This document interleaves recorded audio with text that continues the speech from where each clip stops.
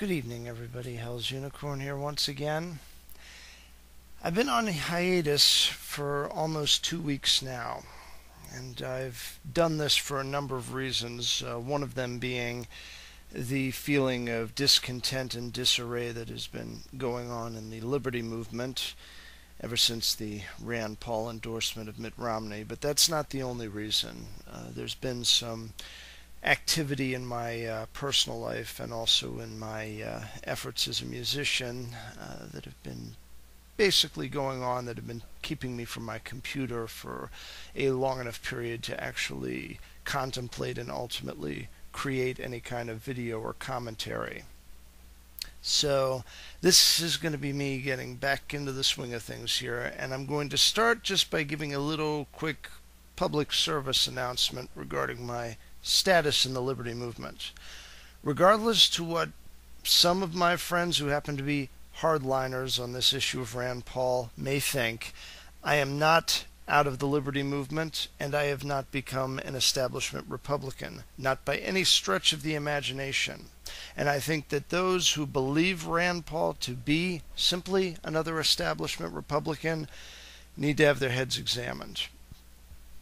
That's just my opinion on the matter, and it's backed up by a rather substantial near 2-year voting record that is not comparable to anybody else in the Senate, nay, even Mike Lee, who's probably the closest thing to Rand Paul in this regard. I've simply discovered that I'm a little bit more practically oriented than others in the liberty movement, and as such, I've decided to take some practical measures in order to reflect this. Certain channels that I have in the past been subscribed to, I have since terminated my subscription to. I'm not going to name these channels because there are actually more than 24 of them. But most of these channels are geared a bit more in the conspiratorial direction, a lot of New World Order stuff, things like that. And I'm not denying any of the stuff that I've said previously that has basically gotten me involved to a certain extent with those particular channels. But I don't understand conspiracy theory the same way that most of these other channels do. I see conspiracies more within a eschatological context and a more orthodox and old school ancient Christian mode of thought rather than the current dispensational craze that's been going on where everybody is just focused on Israel, Israel, Israel all the time.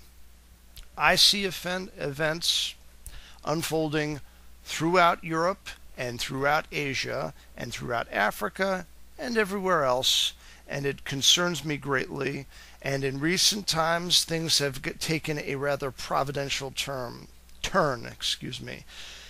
So much so that I'm actually going to be devoting the rest of this particular commentary to current events. It has recently come to my attention that a Turkish warplane has been shot down in Syrian airspace. This concerns me. This concerns me greatly because we have a number of warmongering idiots in the Senate, in the House of Representatives, and we have one occupying the presidency that are looking for any excuse to start up a tussle with Syria. It looks like Syria, rather than Iran, will be the main point of focus either before or immediately following this current election. Why is this a problem, you may ask? 2 words: Vladimir Putin.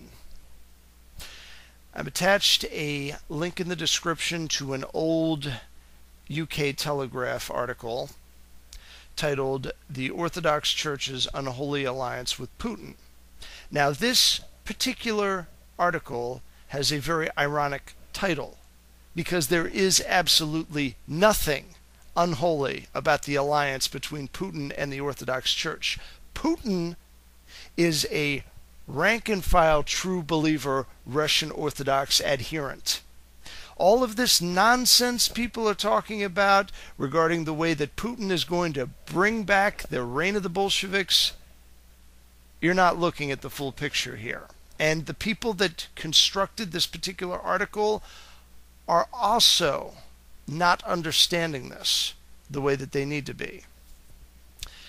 All of the recent visits and various communiques that Putin has had with Orthodox patriarchs in Syria and in other countries in Eastern Europe and in the Middle East are very telling. Putin views himself ultimately as being the protector of the Orthodox churches. And if you doubt this, feel free to go on to Russia Today and look up any videos regarding Vladimir Putin and the Orthodox Church. Go on to ZionGet, the channel of Brother Nathaniel. He is an Orthodox monk, I think currently living in New York. He has a lot of material on this. Putin sees it as his divinely charged mission to be the protecting magistrate of the entire Orthodox League. Wherever there's an Orthodox church and wherever they are either a substantial minority or the majority, he has a strong level of interest in them. And there is a very sizable Orthodox community within Syria. And Syria also shares a border with Russia.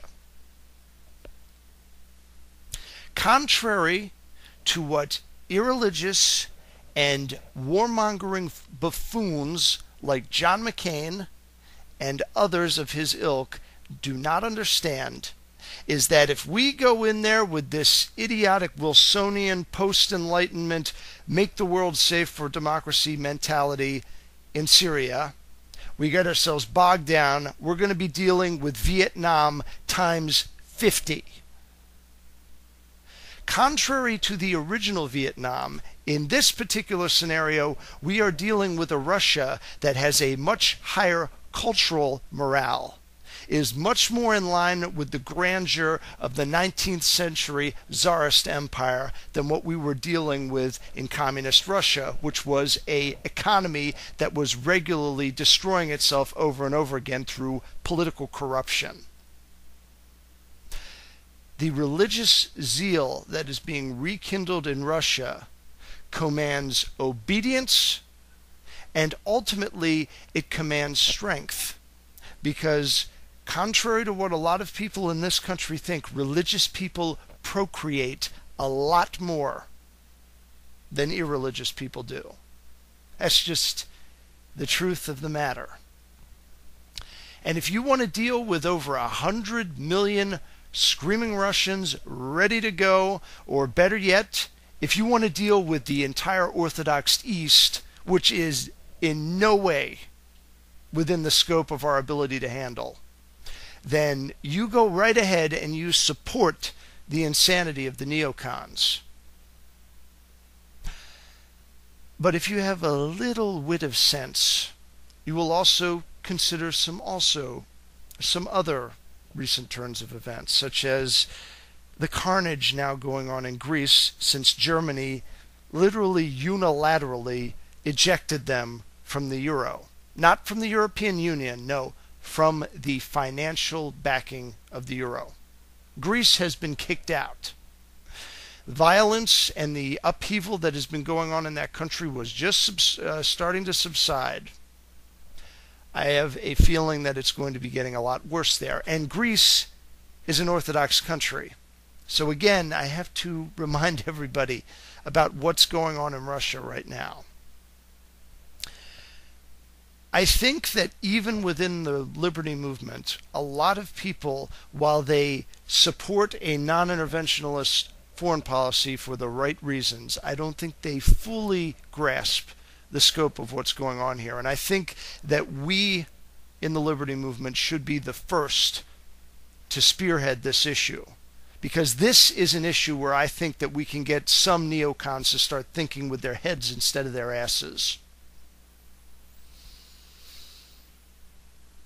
On top of it all, I also have another article linked here from Taki's magazine. I don't know if anybody frequents this particular website, but I go on here fairly frequently. There's been a strong resurgence of favorability, particularly in Eastern Europe, with the monarchical families. Monarchism, it seems, is a bit more appealing in certain countries than the corrupt oligarchical banking system that's been ruining Europe for the past several decades, and also ruining this country as well while we're at it. And this is where it gets into the whole providential thing that I was talking about before, because the post-millennial viewpoint of eschatology, which I hold to myself, predicts that one day in Europe there is going to be a resurgence of monarchistic governments, and that these governments, in turn, when all is revealed, will eventually go after the papacy and destroy it. And with the downfall of the papacy will be ushered in a very different era in Europe, where the political center is going to be much more non-centralized, so to speak. We'll be dealing with polycentric Europe as opposed to this monocentric Club of Rome, Eurozone nonsense. This concerns me to a large degree because I am a year out roughly from marrying a woman that lives in the thick of this right now. Romania is a majority Orthodox country. It's a former satellite state of the Soviet Union. And if things go south and the economies start collapsing and you get civil unrest in the streets, who knows?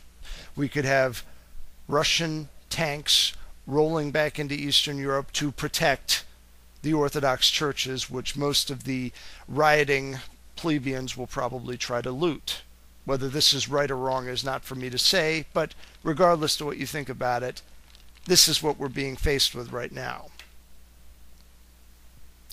And I personally don't want to see any carnage anywhere. Unfortunately, it looks like it's going to be unavoidable for a time in places like Greece, and maybe after that, Italy, Spain, and a few other countries that are currently struggling massively financially. Their fiscal policy is an absolute mess. Their overall political culture is in similar disarray. So, I'm not predicting Armageddon here just yet, but there's a lot of bad stuff going on here. And if things take a real turn for the worse and we get civil unrest in Eastern Europe, I may have to cancel a vacation that I was planning in early December in Romania. I'll be definitely on the phone with the State Department in the months leading up to December to find out just how safe it is over there. A year ago, things were fine. Now I'm not so sure. But anyway, take from it what you will. Until next time, with prudence to myself and benevolence to all of you, good evening.